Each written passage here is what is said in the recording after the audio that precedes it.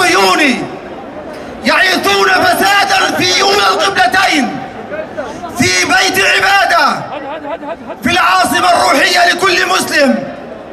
لم يستنكروا ولم يدينوا القدس. هناك المجاهدون، فكان نداء الضيف، فكان أن لبى قائد المقاومة النداء قائلا: لبيك يا قدس، لبيك يا أقصى. عظيم، أقسم بالله العظيم أن أحمي المسجد الأقصى المبارك، أن أحمي المسجد الأقصى المبارك. القدس رايحين شهداء في الملايين. هنا غزة، هنا أمامكم الرجال. أيها الإخوة والأخوات، هذا الكيان الذي صنعه الغرب في فلسطين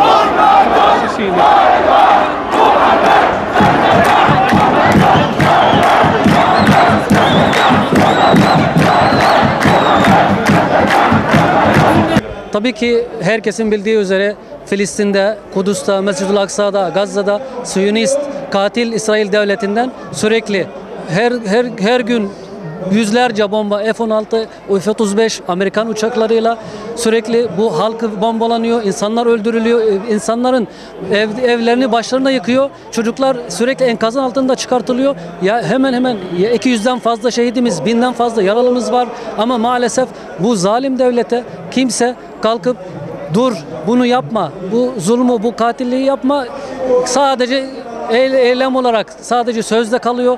Biz hareket olarak biz insanları burada topluyoruz. Bütün Arap ülkelerden gelen bizim vatandaşlarımız Türk halkıyla birlikte seslerini herkese duyurmak istiyor. Biz buradan Türkiye'den bu hareketi başlattık. Şimdi bütün dünya ülkelerinde bu tarz şeyler aynı anda bütün ülkeler İnsanlar sesini duyuruyor. İsrail'e karşı olduğunu, bu zulma karşı olduğunu sürekli insanlar söylüyor. Tabii ki orada insanlar şimdi zor durumda.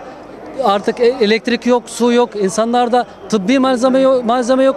Hastanenin yollarını bile bombaladılar ki ambulanslar bile hastaneden çıkmasın, girmesin. İnsanlar enkaz altında ölsün diye biz de diyoruz ki herkes Filistin'e destek olsun. İster parayla, ister yüreğiyle, ister duayla.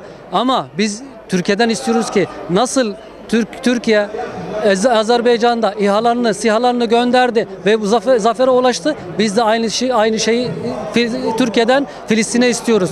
Artık Türkiye bu işe dur demesini bekliyoruz.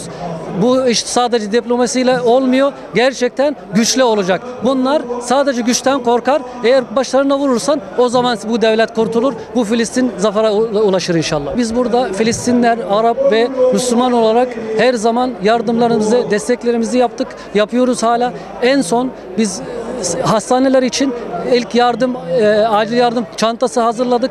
Şimdi hazırlayıp topluyoruz. Bir kısmı şimdi Filistin'e ulaştırdı. Dün 60 ilk yardım çantası hastanelere dağıtıldı. Onların dışında sadece Arap ülkeleri değil, Afrika'dan da insanları görüyoruz.